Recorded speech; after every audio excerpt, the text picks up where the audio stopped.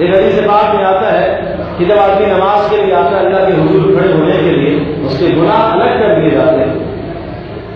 اور جب گناہ الگ کر دیے جاتے ہیں اور اللہ پاک اس بندے کو دیکھتا ہے، دیکھو میرا بندہ میرے سامنے کھڑا ہوا ہے، دیکھو یہ میری بندگی کر رہا ہے، اور جب نماز سے فارغ ہو جاتا ہے تو پھر اللہ تبارک و تعالیٰ سے فرشتے پوچھتے ہیں کہ یا اللہ نماز اس نے پڑھ لی ہے، وہ گناہ جو الگ ہم نے کیے تھے اس لیے کہ آپ کے دربار میں ہم نے اسے لا کے کھڑا کیا تھا، پاکیزہ تھا۔ جس طرح سے یہ ظاہری طہارت کرتا ہے، ناپاک جسم اس کا نہیں ہوتا، کپڑے اس کے پاک ہوتے ہیں، فرشتے کوشش کرتے ہیں کہ اس کے جسم سے گناہ الگ ہو جائیں، اللہ کے دربار میں کھڑا۔ اب جو دعا مانگے گا اللہ پاک اس کی دعا کو سنے گا، کپڑے بھی اس نے پاک کیے ہوئے ہیں، جسم بھی اس کا پاک ہے، گناہوں کی گندگیاں بھی اس سے دور ہو گئی ہیں، اور نماز سے فارغ ہونے کے بعد فرشتے پوچھتے ہیں کہ اس کے جو گناہ تھے وہ واپس لوٹا دیں اس کی طرف یا الگ ہی رکھیں۔ اللہ پاک فرماتے ہیں جب تم نے یہ نجاست اس سے دور کر ہی دی تو اب دور ہی رہے دو۔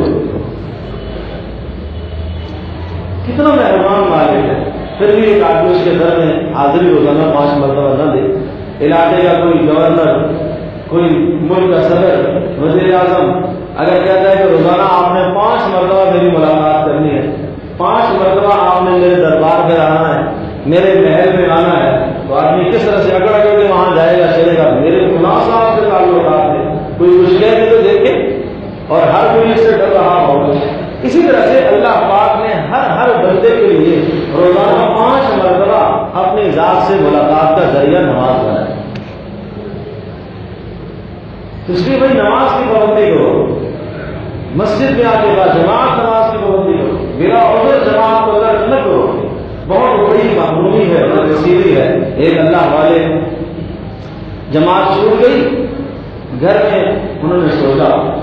چلو اب جماعت چھوٹ گئی ہے، حدیث پاک میں آتا ہے کہ با جماعت نماز ادا کرنے کا ثواب 27 درجہ زیادہ ہے، تو میں ایسا کر دیتا ہوں کہ اس نماز کو 27 مرتبہ پڑھ لیتا ہوں تاکہ وہ کمی پوری ہو جائے۔ جن لوگوں کے دلوں میں ڈر ہوتا ہے آخرت کا، اپنی ثواب کی کمی کا، وہ ایسا کرتے ہیں، پڑھتے رہے 27 مرتبہ نمازیں پوری کی۔ رات کو خواب میں دیکھا اللہ کی طرف سے ایک منادی اعلان کر رہا ہے 27 کا درجہ تو آپ نے پورا کیا، لیکن جو فرشتوں کی آمین آپ کی آمین کے ساتھ ملنے کی اس کا کیا ہوگا؟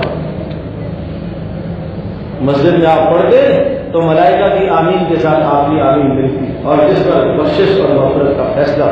وہ کہاں اس کا کیا ہوگا؟ اس لیے میرے دوستوں نماز نہ چھوڑو، مسجد میں نماز ادا کرو،